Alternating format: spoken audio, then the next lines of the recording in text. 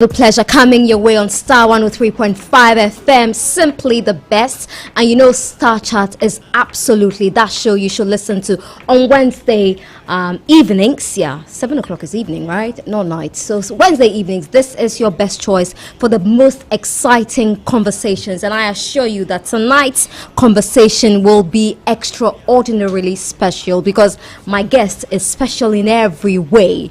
The show is also live on Empire in Takoradi and Ultimate FM in Kumasi. Also, you can tune in or just join the stream on Facebook, on Star FM's Facebook page, and join the conversation with your questions, with your congratulatory messages for my guest tonight. Before I tell you more about her, let's go for a spot of advertisement. The show returns in a bit.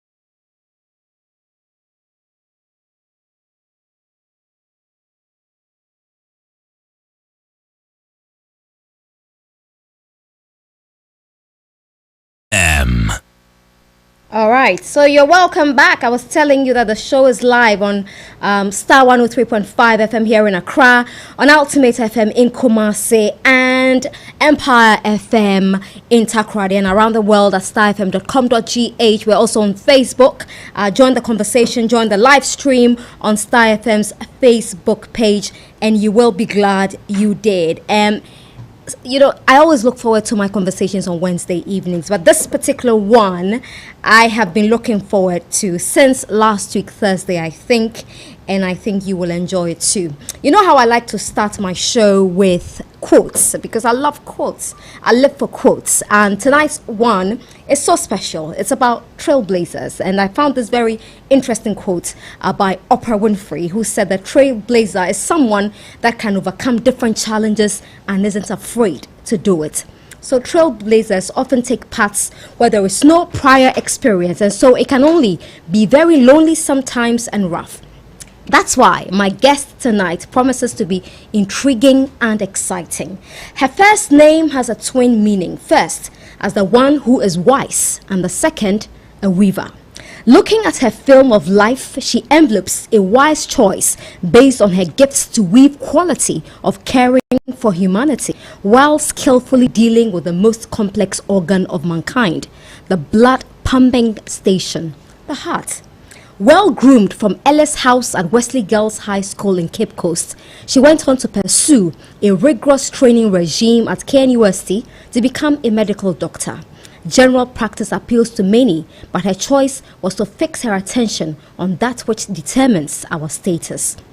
Tonight, we find out what the journey has been like for this 30-something-year-old lady, described by her KNUST mates as the fashionista of the class, an excellent choreographer who led a dance group on campus known as Face of God. What kind of emotional intelligence is needed to handle the heart? Do heart surgeons see love differently? Well, it's a question I love to ask. And as a trailblazer for women in cardiothoracic surgery, is the path clearer now, or much more work is required to be done in that area? And is there such veracity in the claim that speaking from the heart means it is the truth? And really, is there such thing as a heartbreak? Dr. Penelope Baaba Tettey Adinku, Senior Specialist Surgeon at the National Cardiothoracic Center, Kolebu, and Ghana's first, and I have to stress that, Ghana's first female cardiothoracic surgeon, is my guest on the show tonight, live on Star FM in Accra, Ultimate in Kumasi, Empire in Takoradi, and around the world at starfm.com.gh. Welcome to the show, Dr. Adinku. Thank you very much. Is it Adinku or Adinku? Adinku. Adinku. What does it mean? It was my husband's name. Oh, okay. Is it a Ghanaian name though? Yes. It is. It's Ghanaian. Oh, okay. It's the first time I've heard that one, Dr. Adinku. But you are Baaba Tettey Adinku. Yes. Okay, so that's your maiden name. Yes, my maiden name is Tettey. It's Tettey. All right. And you went to Wesley Girls? I did. You were in Ellis House? I was. They've told me a lot about you. Oh, really? Yeah. You were not exactly a very quiet person, were you? I guess I was in between. What's your fondest memory of Wesley Girls High School? I guess it will be during entertainment, sitting with my housemates, especially the younger ones, Right. and then just chatting and talking about life and school. You loved entertainment? I did. Yeah. Isn't that rare for someone pursuing science? Was it a rare thing for you to be involved in entertainment, to love entertainment? Well, I think it wasn't very common. Okay. But I like dancing, so I was into choreography a lot. Yeah. And I found it fun. Yeah. Yes. What kind of dance? Okay. So it's more of contemporary. Okay. Contemporary gospel music. So Right. we dance mainly to hill songs and not too much locals though. Well, we've heard a lot about Wesley Girls. Is it true that you're taught how to walk? Everyone says that. Is it true? No, it's not. It's not true. It's not? No, it's not true. But then that even your Jama songs are in English? there are a few local ones. A few, just a few. The majority of them were English. They were. Yeah? Was it deliberate? No, it wasn't deliberate. We're encouraged to listen to music and then incorporate it into our own style. So Right. whatever the students found entertaining that they could transform into their style was encouraged. Yeah. Did you always want to read science, or you were inspired by something from childhood, from your family, to go and read science? Well, my dad is a pharmacist, Right. and my elder sister is a medical doctor. So I guess the inspiration came from there to do science. Yeah? Yes. You were not forced? No, I wasn't forced. Yeah, you just decided that you also want to follow that path. I did. Yeah. And what was your father's reaction? I think he was very happy Okay. that he was going to have 2 doctors in the family. So he was very excited about the choice. He hasn't just had a daughter who's a doctor, but the first female cardiothoracic surgeon in Ghana. How does he feel about that? I think he's very, very proud. He's told me so. Yeah. And he's congratulated me. Yeah? Yes, he has. And you've had an outpouring of congratulatory messages, haven't you? Oh my, it's been overwhelming. Yeah? Yes, I am grateful to the general public for their show of support and their love. Yeah. Did you think this day would come? I knew it would eventually come. Yeah. But it seemed so far. Right. Yes. So I didn't see it coming. You didn't see it to be so close? No, Yeah. I didn't. Yeah. So when the day came and it was announced that I had passed my exams, I was a cardiothoracic surgeon. Yeah. I was like, wow, Did finally. you cry? There are tears in my eyes. Yes. Yeah. And your husband, what was his reaction? He carried me on that day. Oh! He did. He was proud. He was very proud. He was waiting just outside the door Yeah. for it to be announced. And when it was announced, I let him in and Yeah. he just carried me. Does he tell his friends that my wife is the first female cardiothoracic surgeon in Ghana? Yeah, he told his friends and he put it on his status. Yeah? Yes. Yeah. All right, let's go back to your school days. I'll come back to you being the first female cardiothoracic surgeon in Ghana. So you left Wesley Girls in 2003? Yes, I was did. told 2003. That's when you left Wesley Girls, and you decided to pursue science further, medicine Yes. at KNUST. Yes. What was it like? Well, Even before then, Yes. I want to stay on Wesley Girls for a while. I mean, my biggest, it's not a disappointment, my biggest fear is that Wesley Girls may not win the science and maths quiz anytime soon, because I think that if any girls' school deserves to win that competition, it has to be Wesley Girls first, ahead of every other female school in Ghana. Does it worry you as a science student that Wesley Girls hasn't been able to go further in the competition? Well, I would also love for my school to win the quiz, but I'm proud of our other achievements in life, so I'm not disappointed. Right. But I would also love for us to win the competition one day. Yeah. Yes. Yeah. Yeah.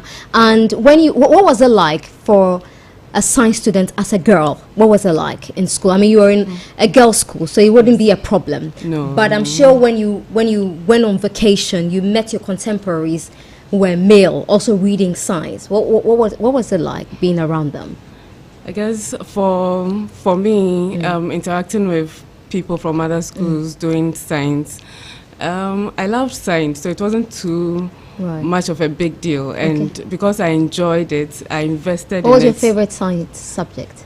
Physics. I love physics too. By the way, I read science too. I just didn't pursue it after school. Oh, awesome. Yeah, but I loved physics. Yeah, I loved physics. But great. that was your favorite? Yes. So why did you branch into medicine?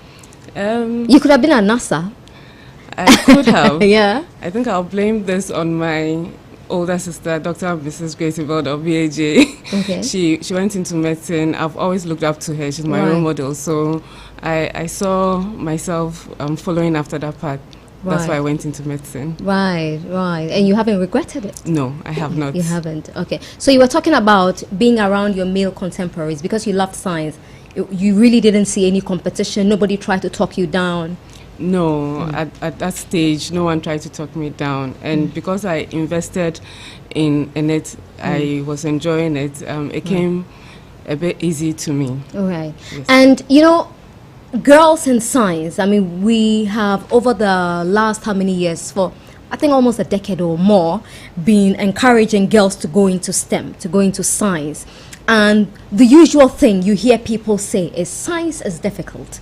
For someone who read science, what do you say to young girls who love or who admire doctors like you? And I'm sure a lot of young girls have seen your pictures flying around and thinking, I could be here, I could be a doctor.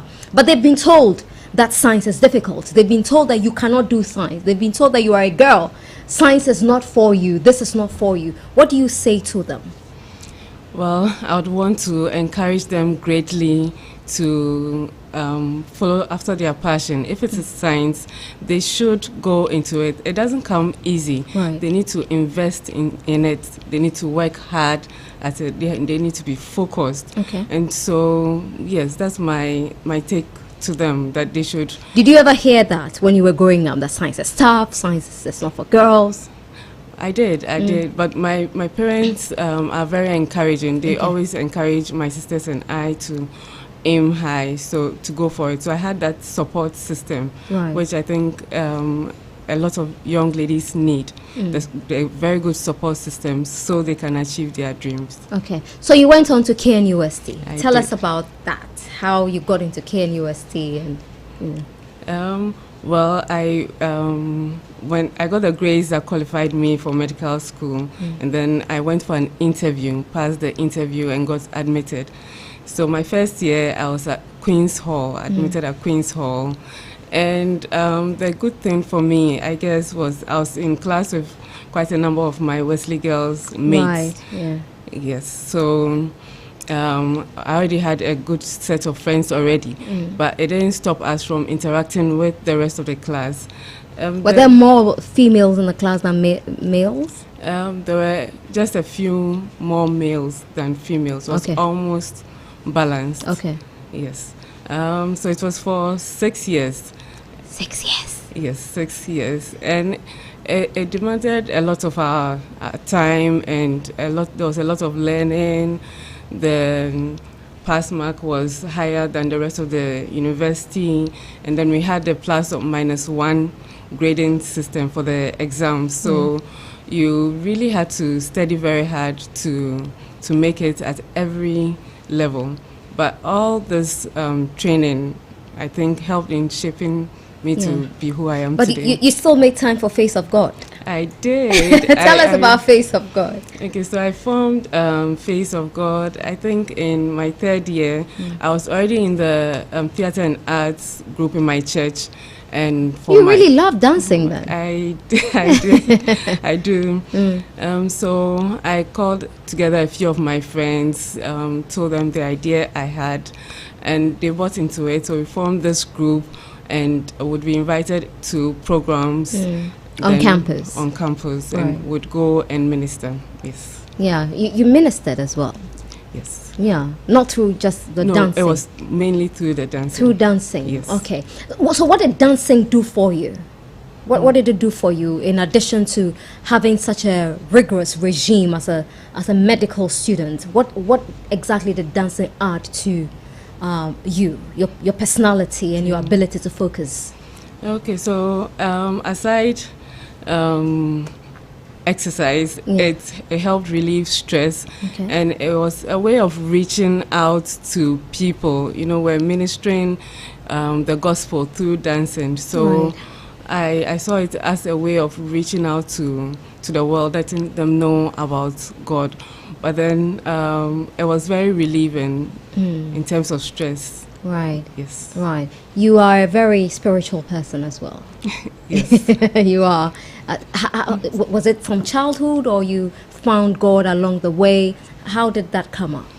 Well, both my parents are Christians, so I was brought up as a Christian, but I gave my life to God in secondary school, Wesley Girls. And since then I haven't turned back. God has been there for me every step of the way. So my faith is very important to me. Yeah. Would you credit your success to God? Definitely. Yeah. 100%. Yeah? You don't think you would have made it without God? I think God has played the major role in for this you. Journey. Yes.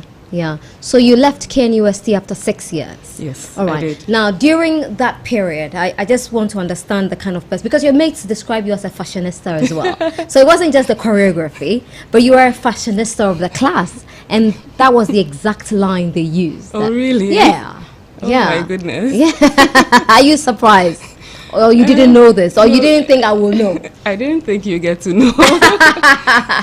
Right. Yes, so these comments came up as and when during medical school, even during my training, my postgraduate training, that I was a fashionista. Yeah. But I didn't see myself like going to extra lengths to look good. So yes, I'm surprised you found that out. Well, you left, you etched something on their memories. I guess they haven't forgotten, because everyone kept saying fashionista of the class, the choreographer of the class, and it was back to back from everyone that I asked, Wow. So yeah, it ran through. Anyway, so what attracted you to medicine, apart from your big sister being an inspiration? There must be something else that made you decide that you want to work on human beings, on people like us who just decide not to take very good care of ourselves sometimes. Yeah. Well, I'll say that in Ghana, doctors are held in high esteem. Right. So I guess that was one of my influences, knowing that doctors are held in high regard. So I decided to, aside my big sister, I decided to go into medicine because of this. And I hear the training is very intense. It's very rigorous at the medical school. How did you combine that with your life? Did you have a life? Did you have to sacrifice a lot of things to focus on medicine? Definitely. I had to sacrifice. I had to cut down on the number of events that I could attend. I mean, I would be invited to events by family, by friends, but I would have to decline because of medicine. So did it affect you? Did you lose friends? I'll say yes. I lost friends along the way, but I made new ones in school. I like that. You lost friends, but you made new ones. Yeah, I like that. How intense is it? How intense is the training, the medical training? How rigorous is it? So for medical school? Yes, for medical school. Well, I spent most of my 6 years in school. We come home for 2 or 3 weeks of vacation. and I'm all the way in Kumasi. I get to see my family like maybe twice a year. And your family? My family is in Accra. Yes. Right. So I see them twice a year for about just 2 to 3 weeks. And so I would say that the training for medical school was rigorous. Yeah. And did you miss your family often? I miss them a lot. We are a close-knit family. Yeah. Especially my sisters and I, we share everything. So it was a bit tough being away from them. Did you wish you had a brother? Because you keep saying my sisters and I, my sister. You don't have a brother. No, I don't have a brother. So I really don't know what I'm missing. Well, you have your father, yes. brother and daddy, right? Yes, exactly. But I'm sure your father was used to it. Was used to you being away because he had an older daughter who had also gone through that training. So you being away wasn't quite new. No, it wasn't. Yeah. It wasn't. Yeah. Yes. But did they visit Kumasi often to see you? Not often. Not often. Not as often as you wanted. Not as often as I wanted. Right. They came once in a while. My sisters also came once in a while to see me. Yeah. And then vacations, I came home. Yeah. But did it feel lonely? Did it get lonely at some point during the training? I'll say not really because I also had my friends. Mm-hmm. So I and then I had Face of God. So I was always doing something. There wasn't really time to miss them too much. Okay. Yes. Okay. So you were done after 6 years. I was done after 6 years. And what happened? After 6 years, then I had to do my housemanship. Okay. So I did my first year at 37 Military Hospital. Okay. And then my second year at Ridge Hospital, now Greater Accra Regional Hospital. Right. Then I went on to become a medical officer at Kolebu Teaching Hospital for 2 years. Okay. Before Oh my I could. God, that's another 10 years. Before That's another 4 years, so that's 10 Yes. years. Okay, let's focus on 37 and Ridge Hospital. What's the difference? Okay. Experience-wise, as a young doctor, what was the difference for you? Well, 37, I met a lot of soldiers. Right. Yes, so it was there was a lot of military around, and it's a hospital for the military, but open to the general public. There was a lot of discipline there. Also, I did 2 rotations there. That was surgery and then pediatrics, which went well. For Ridge Hospital, I did internal medicine and obs and gynae. What's internal medicine? Internal medicine is a branch of medicine that deals with the common diseases we see around diabetes, hypertension, strokes. Okay. So they don't do any surgery. Okay. Yes. Okay. Okay. So I remember us being overwhelmed a bit by the number of patients we were seeing back then, and were fewer house officers on ground. So the work was quite a lot, but my consultants were very nice and very supportive. You could call them and they would be there for you to help. You mentioned that there were a lot of cases. Yes. For the internal medicine. And obstetrics also. Okay, but let's focus on the internal medicine because you talk about diabetes, stroke. What do you think, and you've been a doctor for a while now, what do you think is responsible for the high numbers of these, is it disease, whatever it is? What is causing the high rate? Is it our lifestyle? The lifestyle is part. Okay. There's a genetic component. Okay. And there's the lifestyle component where smoking, the type of food you eat, whether your life is sedentary or you exercise.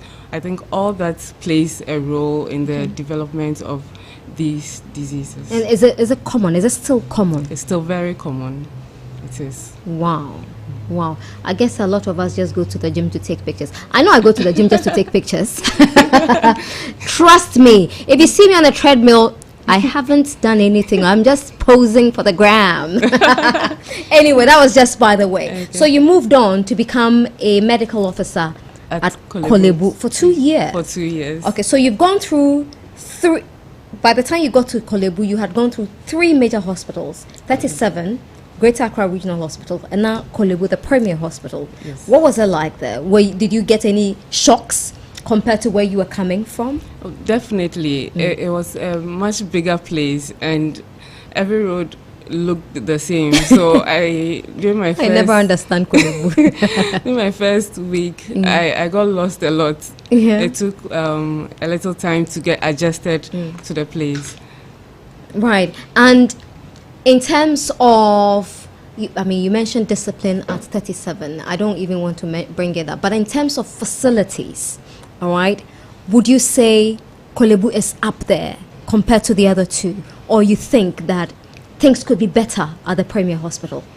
Definitely. I think things could be better in terms of logistics, in terms of resources, in terms of the staff on the ground. Right. Things could be much better. You know, when I posted your picture, your flyer, that you were a guest, one of my friends, who is a doctor at Johns Hopkins, he used to be in Ghana, and he left a few years ago. Went to school. He went to do his post, whatever you call it, in medicine, and then he's at Johns Hopkins now. And he said that he admires you, that as a cardiothoracic surgeon you are here in Ghana attending to patients, because he left because of the lack of logistics. He was frustrated every single day that he would lose a patient, not because he was inefficient. He knew his job, but the logistics were not available for him to save lives. And so he was frustrated, he was almost depressed. He decided, I had had enough, I had to leave. Do you have friends who have come close, colleagues who have come close to that, to say that I can't do this again because we do not have the logistics? Yes, definitely. It's not easy to see patients dying, to lose a patient because of logistics. So I think a few people have given up because of this fact. But I think that Ghana can get there. Would you give up? No, I wouldn't give up. I still think there's hope. You think there is hope? I think there's hope. Oh, you must be in the minority.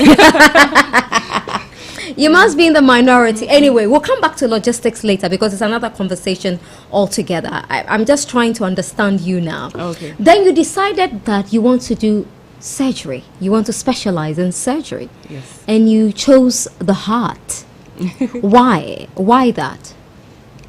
Well, I found the heart intriguing. Okay. I mean, when the heart stops, that means life is gone. Right. And then I saw the discipline as exciting, though daunting, but I like challenges. So I saw it as a challenge that I could take up.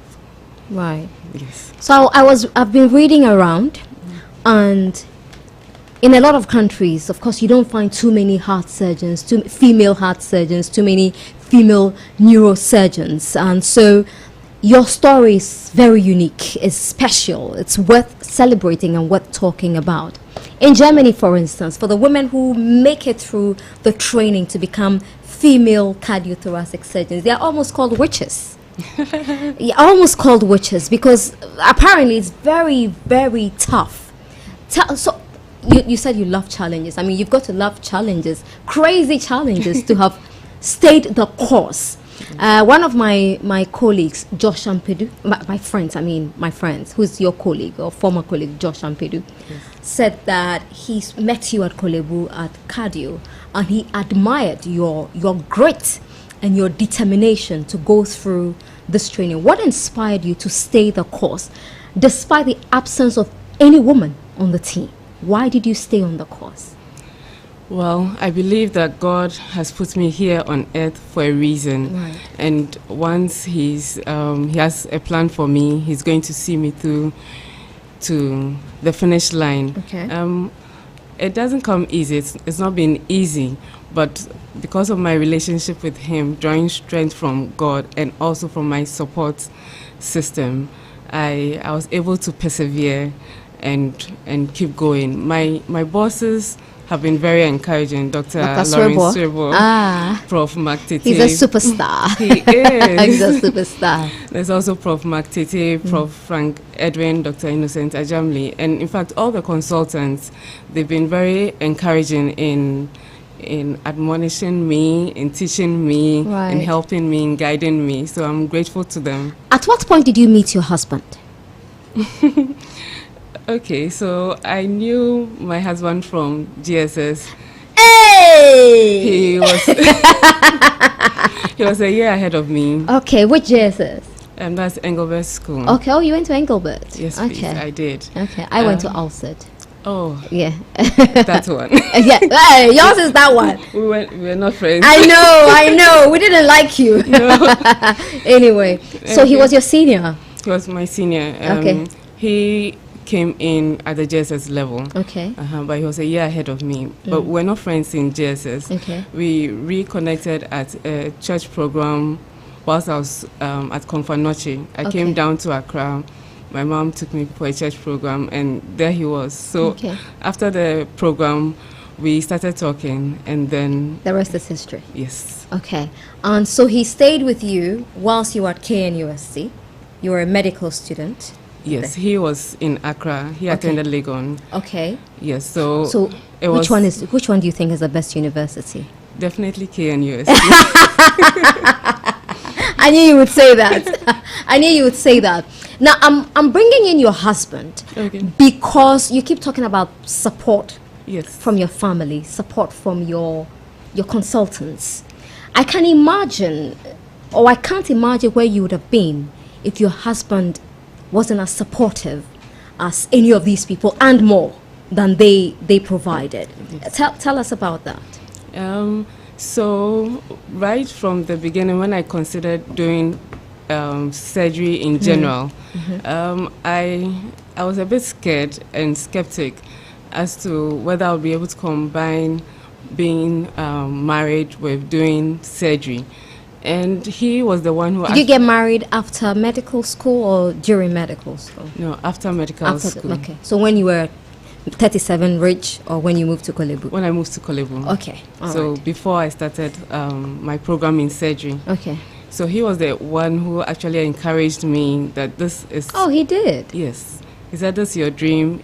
This is what you feel or believe that God has called you to do. So you definitely have to do it. Otherwise, you'll have regrets. So he pushed me to keep going, I Right. would say. And he's always been there for me. There are times that I have long hours at work. I was He'll- coming to that because he'll- I hear sometimes you go in very early in the morning and you are there till late, so Yes. late. Sometimes I have to spend the night, and so I'll close 24 the following hours? evening. So almost 48 hours. Almost 40. Yes. Wow. Sometimes, yes. Wow. At Yes. cardio. At cardio. So he And he understood. understood. He'll come in and see me. He would ask if I needed anything, Aw. and he'll bring it to me. So he made it easier for me. What do you think would have been the problems for you if he wasn't that supportive? What kind of challenges would you have encountered? Would you have been pushed to give up? I may have been pushed to give up Yeah. because I think marriage is very important. I believe in that institution, so I would rather choose the marriage than pursuing what will tear my marriage apart. Okay. So I may have given up along the way. And if he hadn't been supportive, I think I may have been a very angry, depressed, or sad surgeon. Right. Yeah, so I'm grateful for his support. Yeah. I'm sure your colleagues, admired They do. that about him. The nurses admired that about him, that They he was do. supportive. They do. Yeah. Wow. And I'm sure you're very thankful to God as well I am. for bringing this man your way from GSS, I am. I'm very grateful to God. from that school all the way Yes. till, yeah, that's very interesting. Anyway, so we're talking about why you went in to do heart surgery. It could have been anything at all, but you chose the heart because you said that it's a very interesting organ. It's intricate. The intricacies of it excited you. And so tell us about that training. I hear you've done, you were there for 7 years. So the postgraduate training is 7 years. It's 3 years of general surgery and then 4 years of cardiothoracic surgery. So you've spent all your life learning? I have, actually. Yeah, you've just been learning throughout. I mean, of course, when you were doing this, you were not sitting in a classroom, you were on the field. Yes. But you were studying it. Yes. You were still studying. I was still studying. Yes. So, so after finishing general surgery, that's 3 years, I joined the center, National Cardiothoracic Center, for another 4 years, just for the specialty, cardiothoracic surgery. It was very intensive. We work Sunday to Sunday. And Goodness. Yes. So a typical weekday for me will be getting to work at 7:15 a.m. for our early morning rounds, and then going for morning meeting at 7:45 a.m. where we present all the patients on the ward, and then treatment strategies are then decided on. After which I'll go to theater, join the team there, and then we would operate till we are done. Then I also had a 5 p.m. rounds where we'll run on our patients again, and then after we are done, we'll effect any changes that had to be effected on them. So I'd get home every day, roughly around 7 p.m. But if I was the one covering the night, I'd have to stay on beyond that, stay till the following evening when everything was done. Before Following evening? Yes. At what time do you catch any sleep? Well, I'll be sitting in the ICU looking after the patients who've had surgery. If they are stable and there's time in between, nothing is happening, everything is quiet, then I find a spot to catch some rest. A spot? Yes, our patients are very precious to us, so right. we need to keep a close eye on them. Wow. I can't imagine that being my life. Oh no, I'll just give up at some point. But that's a lot of, it says a lot about your character, you know. And I spoke to some of your colleagues as well at Cardiothoracic Center. And they said that when you came in, there were some doctors ahead of you. You managed to go through this and you have finished ahead of them. And that was the sort of admiration some of them had for you. Two female nurses who asked me never to mention their names on air. So two of them, one of them is a senior nurse, the other one is, you know, in the intermediary. But the two of them said that you came in there, met some doctors who were in training, and you managed to complete the training and pass the exam, and now you're a cardiothoracic surgeon.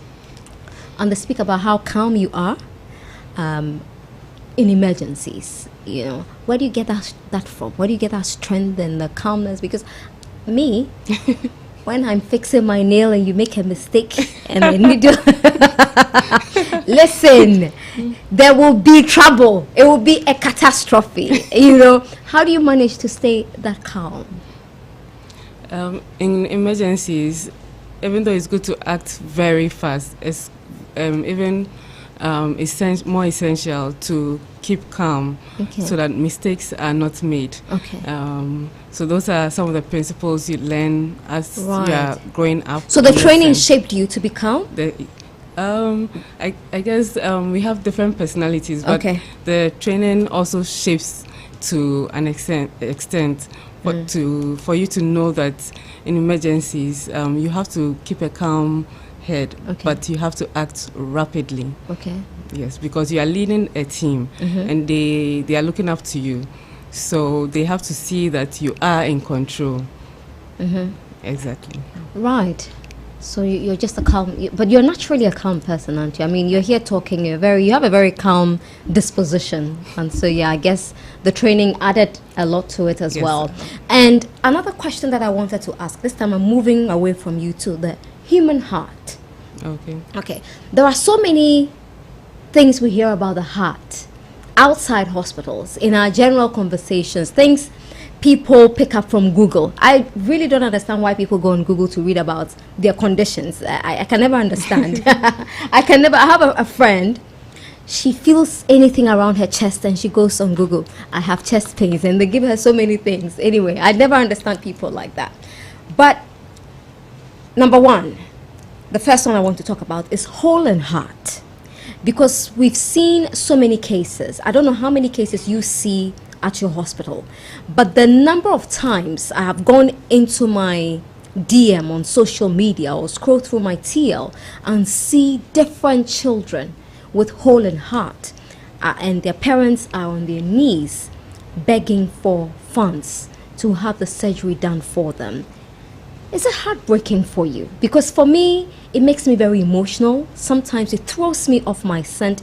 It messes up my day, my entire day, because I'm like, how is this kid even surviving? And will she make it or will he make it?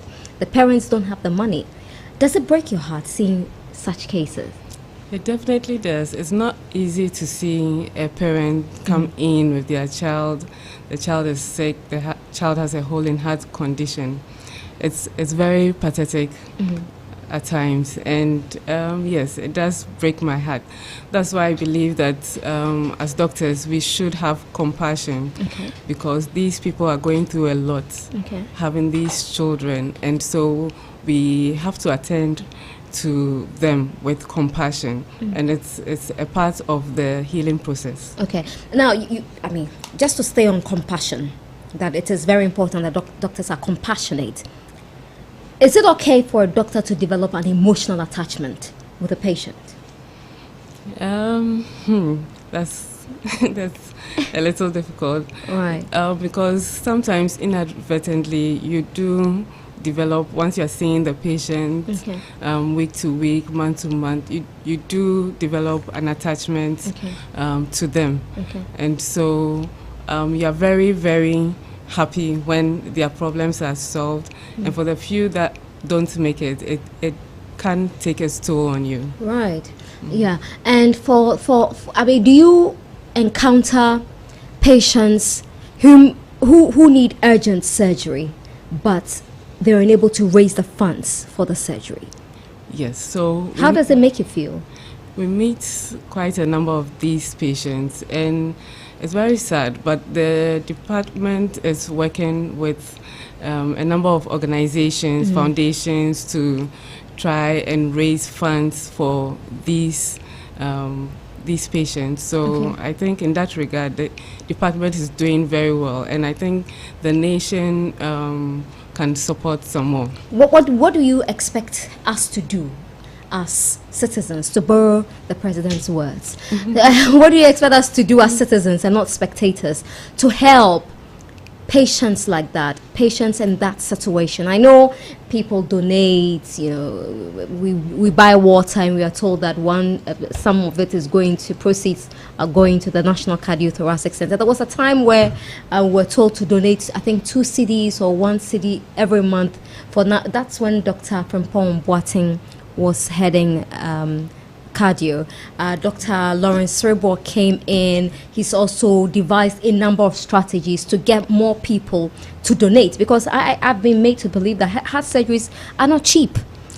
They are not. They're expensive. They Why? Are expensive. Why are they so expensive? It's mainly because of the equipment that we use, which a lot of which are disposable. So for every new patient, we have to use new ones, and so it makes the surgery expensive. Okay. What causes hole in heart, and why do we see so many cases in children especially? What causes hole in heart? It's usually genetic. It can arise sporadically.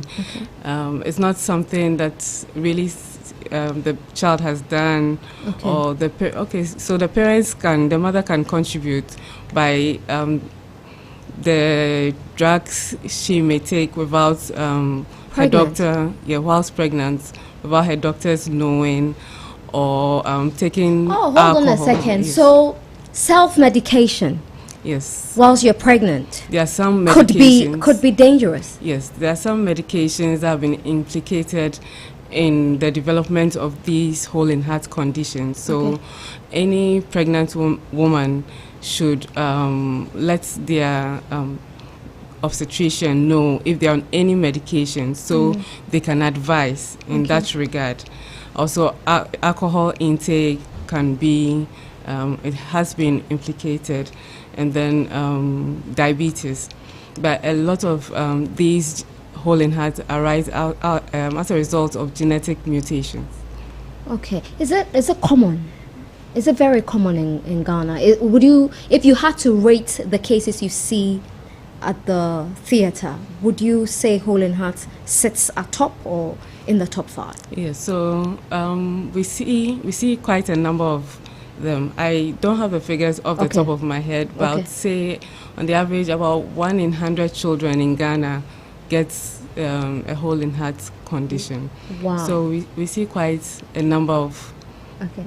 Is it true that babies could develop hole in heart as a result of hiccup? I heard that some time ago, and I was like, oh my God, that was scary to hear. I haven't heard of that one.